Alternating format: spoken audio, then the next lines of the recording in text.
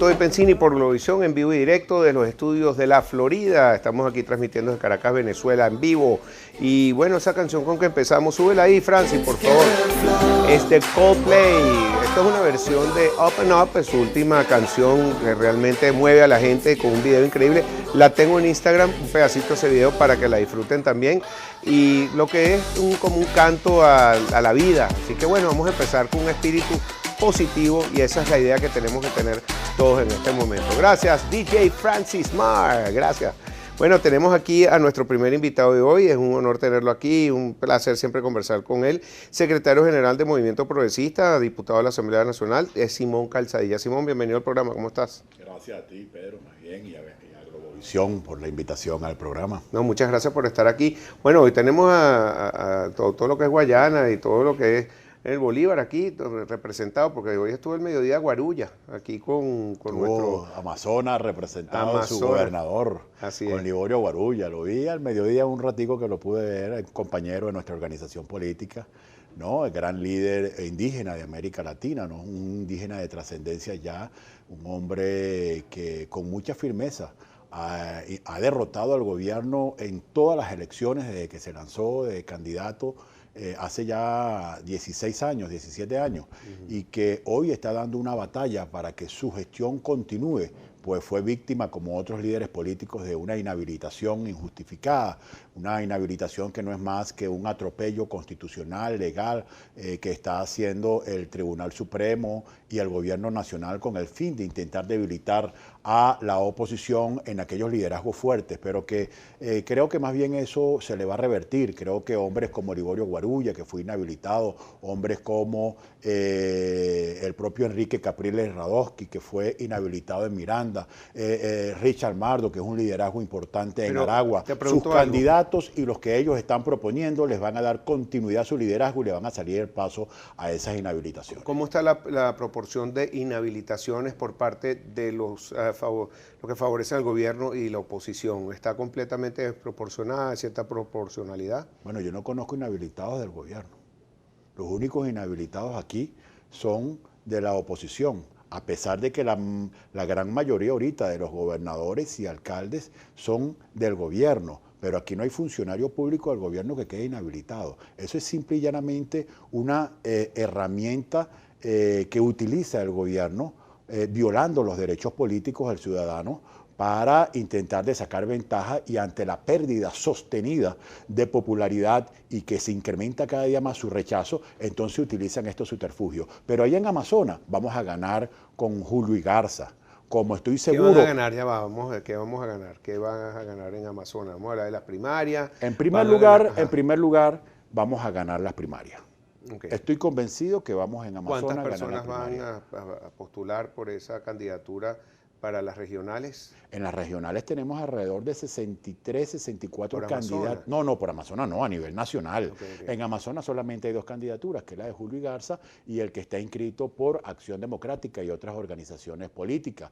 Y nosotros estamos ahí postulando, el gobernador Liborio Guarulla, a Julio y Garza. También estamos apoyando, yo soy diputado por el estado de Aragua, y ahí estamos apoyando a José Ramón Arias, un candidato que está proponiendo Richard Mardo y que en reconocimiento al liderazgo de Richard Mardo, el trabajo de ese joven diputado legislativo del estado de Aragua, también lo estamos apoyando para reivindicar y salirle al paso al gobierno con esas inhabilitaciones, así como estoy convencido que Ocariz va a ser el próximo gobernador de Miranda. Yo creo que Evelyn Trejo en el Zulia va a ser gobernadora en honor a Manuel Rosales, que también ha sido injustamente inhabilitado. Nosotros tenemos que salirle al paso a esos atropellos, respetando las organizaciones políticas y los liderazgos que han sido violentados sus derechos políticos, pero también el movimiento progresista, aparte de Julio y Garza en Amazonas, está apoyando la candidatura y postulando a un compañero de nuestra organización, que es el alcalde de Carvajal, Marcos Montilla.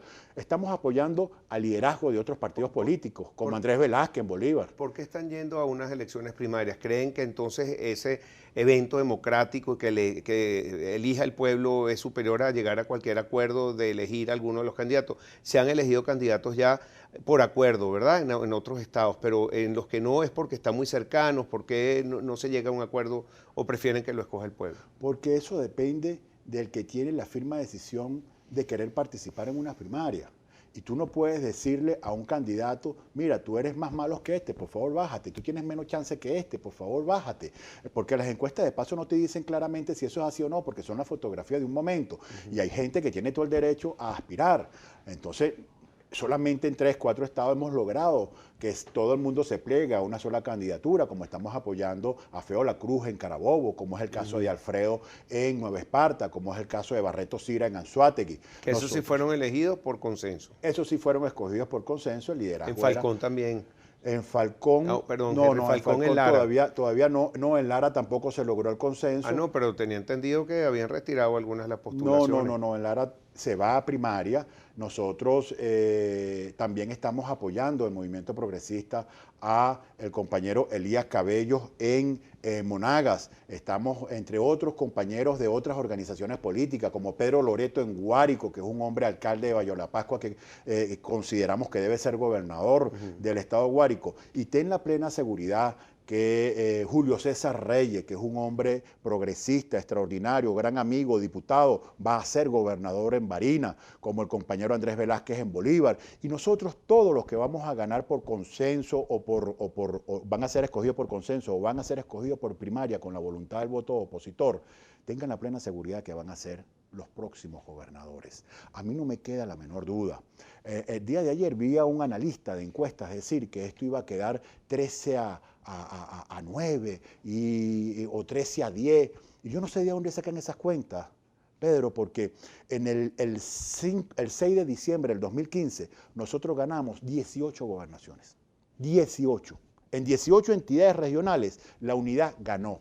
Y de esa fecha aquí, este país está, 10 veces peor en todos los indicadores económicos, sociales y políticos. Porque desde esa fecha, cuando el gobierno pierde el control de la Asamblea Nacional, comenzó el proceso de desconocimiento de la democracia. Comenzó el proceso de ruptura permanente del hilo constitucional y nuestro país le ha ido cada vez peor. ¿Crees que hay consenso entre la gente, la opinión popular?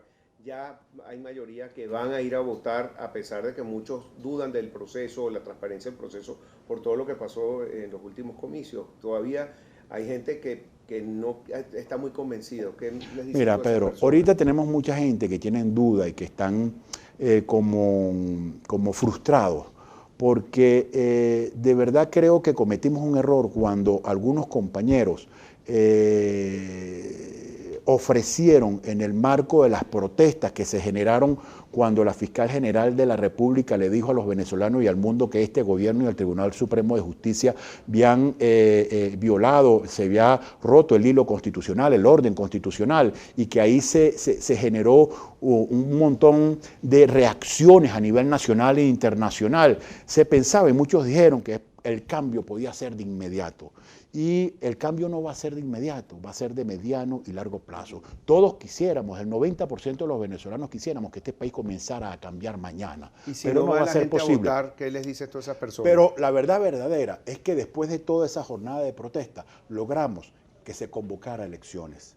Logramos que la comunidad internacional hoy tenga decisiones más firmes y esté encaminada a tomar acciones para defender al pueblo venezolano y sancionar al gobierno que hoy es el peor ejemplo de América Latina y el mundo, que tiene preocupado, que tiene consternado a los pueblos de América y del mundo la manera como nuestros ciudadanos hoy están sufriendo y pasando hambre por un gobierno que fracasó en su modelo y que se resiste a entregar el poder por la vía democrática. Okay. Y eso tenemos que entender que después de todo ese proceso, este gobierno es más débil y la oposición está en mejores condiciones para seguir avanzando, y que el próximo proceso electoral es fundamental para demostrar que el proceso constituyente fue un fraude. Tenemos que ir a una pausa. Simón Calzadilla, secretario general del Movimiento Progresista y diputado por la Asamblea Nacional, puede dejar una pregunta al aire precisamente por lo que dijo el gobernador del estado de Amazonas, Liborio Guarulla,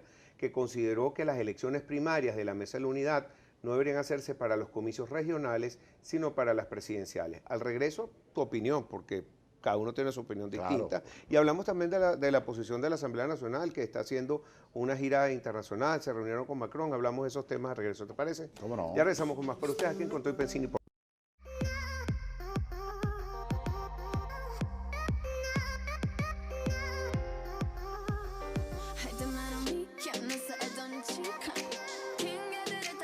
De regreso con ustedes, aquí en Con Todo y Pensini, tenemos al diputado Simón Calzadilla, secretario general del Movimiento Progresista. Dejamos una pregunta al aire, y otras también, pero esta es la importante, porque como Amazonas hoy tomó Globovisión, y tuvo nuestro compañero Vladimir Villegas, el gobernador Liborio Guarulla, él habló de las elecciones primarias de la Mesa de la Unidad. Dice, no deberían hacerse para los comicios regionales, sino guardarlas para las presidenciales. No sé en base a qué lo dice, no tengo la información, si es por una cuestión de economizar o es una cuestión, no sé si es por dinero, no sé si es por no desgastar también al público de que tiene a los movimientos de personas, porque todo también tiene un costo. Mira, sin duda alguna, ojalá hubiésemos logrado consenso en mayor cantidad de estados, que era fácil construir el consenso debido al despunte o el liderazgo fuerte que había en esos estados. No se logró, pero eso no quiere decir que cuando vengan las elecciones a alcalde o cuando vengan las elecciones a presidenciales el método no sea el mismo. Vamos a utilizar también las primarias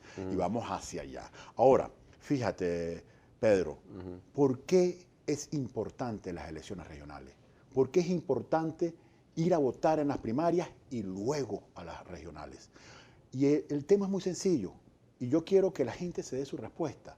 Y yo les pregunto, si nosotros pongamos que el 15 de octubre son las elecciones regionales y en la noche nosotros estamos ganando las 23 gobernaciones del país y le estamos metiendo una paliza 75 a 25% de votación a este gobierno, ¿va a estar más fuerte o más débil Nicolás?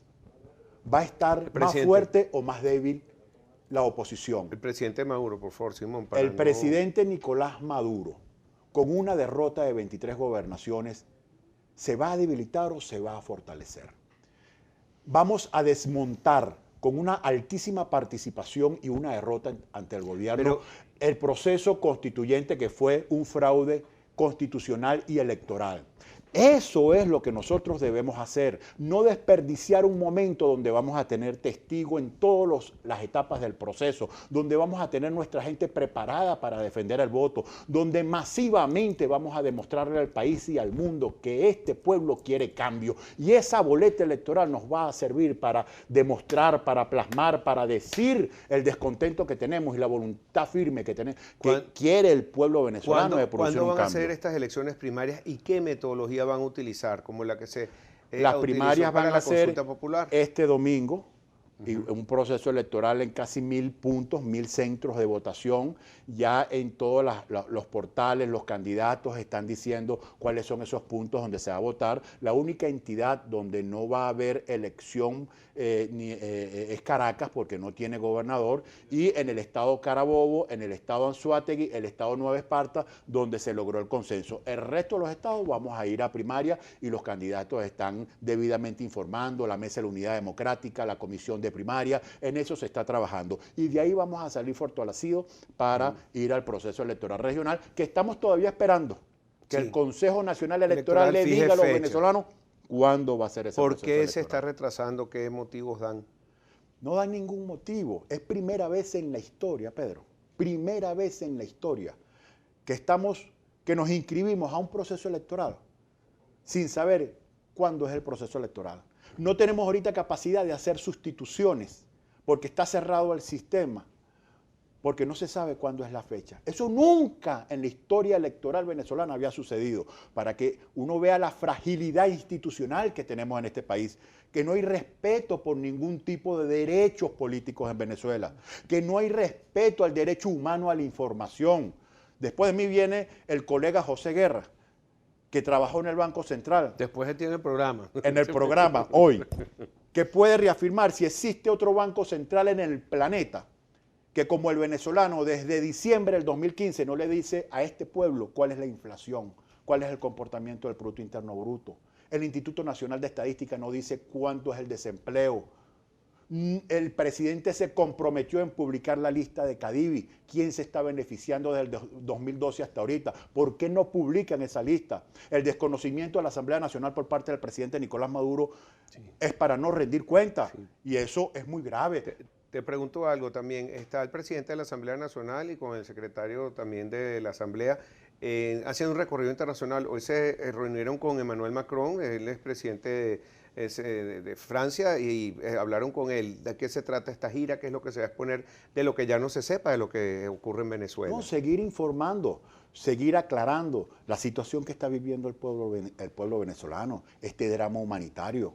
Venezuela pasó de tener la tercera industria petrolera del mundo y ahora está en uno de los últimos lugares. Acabaron con nuestra industria petrolera, acabaron con las empresas básicas, toda la infraestructura industrial de Venezuela acabada. Por eso es que la gente está pasando tanta hambre. Y no solamente eso, la confiscación de los principales derechos políticos, humanos, económicos de un pueblo. Y eso se está denunciando.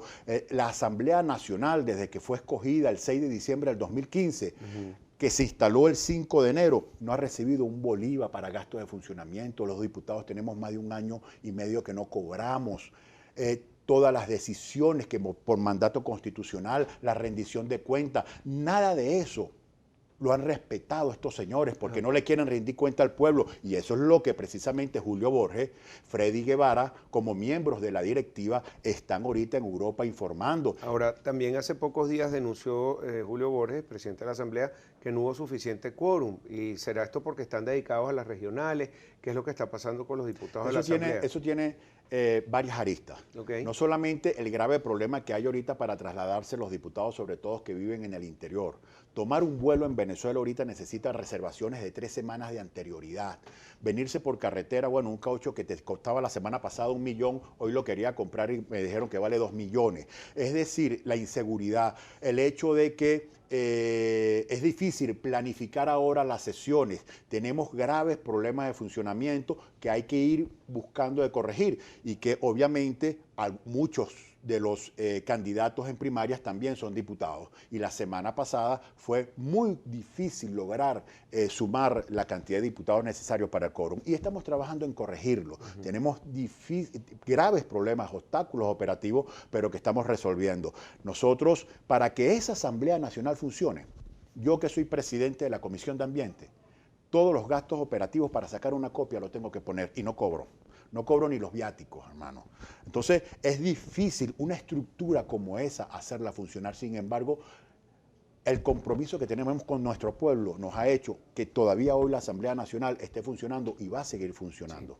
Sí. En cuanto a la visita del Papa a Colombia, él dice que no la quiere politizar, sin embargo no se quiere reunir con los obispos venezolanos o no ha tenido ninguna intención de hacerlo, eso lo conocemos a través de la prensa.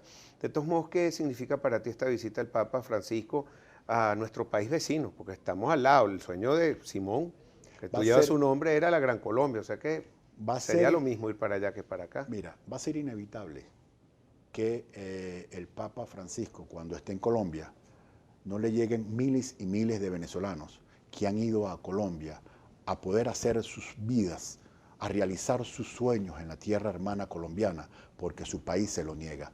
Como ya tenemos millones de venezolanos en el mundo entero que son los reales embajadores, que están llevando su voz de protesta y que su presencia solo dice cómo un país que era el ejemplo, el sueño de los jóvenes del mundo durante más de 70 años, hoy se ha convertido en una pesadilla para sus propios jóvenes. Ese es el drama y seguro que el Papa Francisco va a recibir de todos esos venezolanos información y solicitudes de que ayude a este pueblo que está sufriendo enormemente y que no se merece la condición que hoy tiene.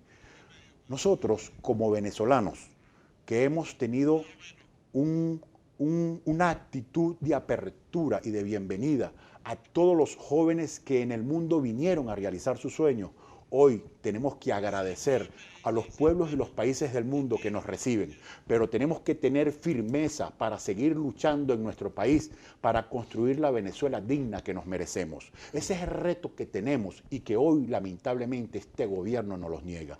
Nosotros consideramos que teníamos absoluta razón, Pedro, y creo que la última vez que estuve en tu programa le solicitaba encarecidamente al presidente Nicolás que desistiera de ese planteamiento de Asamblea Nacional Constituyente que le iba a hacer un gran daño a este país. ¿Y qué ha sucedido? Cada sesión de ese parapeto constituyente lo único que le trae es desgracia a nuestro país. Todos los precios de los alimentos, de los medicamentos, de los repuestos, de una licuadora, de una lavadora, todo se ha triplicado, se ha incrementado el sufrimiento y la asfixia del venezolano desde que se instaló ese fraude constitucional. Y le decimos de nuevo al presidente Nicolás que nunca es tarde para corregir, que eche eso para atrás, que fije la fecha de las elecciones regionales, municipales y presidenciales para que este pueblo empiece a percibir que vuelve a ser el soberano de este país. Y eso es lo que necesitamos para empezar a transitar por otro camino de cambio, de restablecimiento del orden constitucional, de respeto a los derechos políticos y económicos de este pueblo. Bueno, Simón, mucha suerte con estas elecciones primarias. Creo que eso siempre denota que el venezolano quiere un proceso democrático, quiere elecciones, no está buscando otra salida que no sea la electoral. Es un paso previo. A lo mejor están de acuerdo o no están de acuerdo con el gobernador que estuvo hoy por acá, pero creo que es importante que se apoye siempre las salidas democráticas. O las otras no son. Va a ser totalmente exitoso el proceso de primaria y la democracia va a triunfar extraordinariamente. Muy bien. El día que fijen la fecha de las elecciones regionales. Bueno, Simón, gracias por visitarnos. Gracias a lleva ti. la palabra ese nombre que lleva ahí que te pusieron chiquito, te echaron esa varilla. Como aquí. Bueno, Simón Calzadilla, secretario general del Movimiento Progresista. Y bueno, muchas gracias por estar con nosotros y adelante con la asamblea también, con todas esas funciones que tiene. Seguimos adelante, este país se lo merece. Ya regresamos con más para ustedes aquí en